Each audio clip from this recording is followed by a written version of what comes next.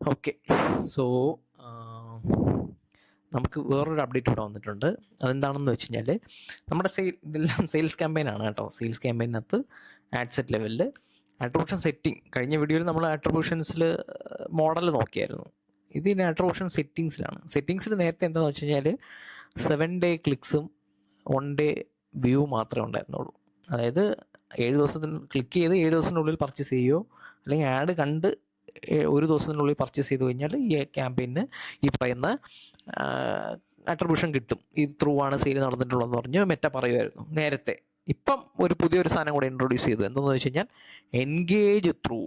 അതായത് നിങ്ങൾ ആഡ് കണ്ട് 1 ദിവസത്തിനുള്ളിൽ പർച്ചേസ് ചെയ്യുന്നവർ മാത്രമല്ല, ആഡ് ലൈക്ക് ചെയ്യുകയോ കമൻറ്റ് ചെയ്യുകയോ ഷെയർ ചെയ്യുകയോ റീപോസ്റ്റ് ചെയ്യുകയോ എന്തെങ്കിലും ഷെയർ ചെയ്യുകയോ എന്തെങ്കിലും ചെയ്യുന്ന ആൾക്കാർക്ക് അവരങ്ങനെ ചെയ്തു നോക്കി. അങ്ങനെ ഒരു ലൈക്ക് ചെയ്യുകയോ കമൻറ്റ് ചെയ്യുന്നതോ ചെയ്തു. പക്ഷേ ആഡ് ക്ലിക്ക് ചെയ്ത് ലാൻഡിംഗ് പേജ് പോയിട്ടില്ല, ഒന്നും ചെയ്തിട്ടില്ല. പക്ഷേ പിന്നെ അയാൾ ഡയറക്റ്റ്ലി പോയി പർച്ചേസ് ചെയ്ത് കഴിഞ്ഞാലും ആ ദിവസം തന്നെ പർച്ചേസ് കഴിഞ്ഞാലും കൺവേർഷൻ ആക്ഷനായിട്ട് അത് കൺസിഡർ ചെയ്യും.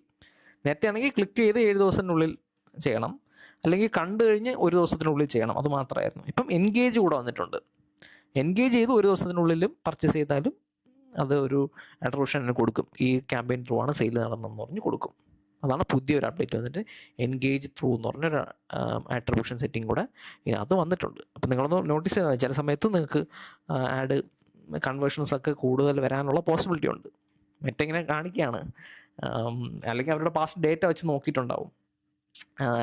എൻഗേജ് ചെയ്യുന്ന ആൾക്കാരും കൺവേർട്ട് ആവുന്നുണ്ട് എന്നുള്ള രീതിയിൽ അത് മനസ്സിലാക്കിയിട്ടുണ്ടാവണം. അതുകൊണ്ടാണ് ഇങ്ങനെ ഒരു ഇതുകൂടെ അത് ഇൻട്രൊഡ്യൂസ് ചെയ്തത്.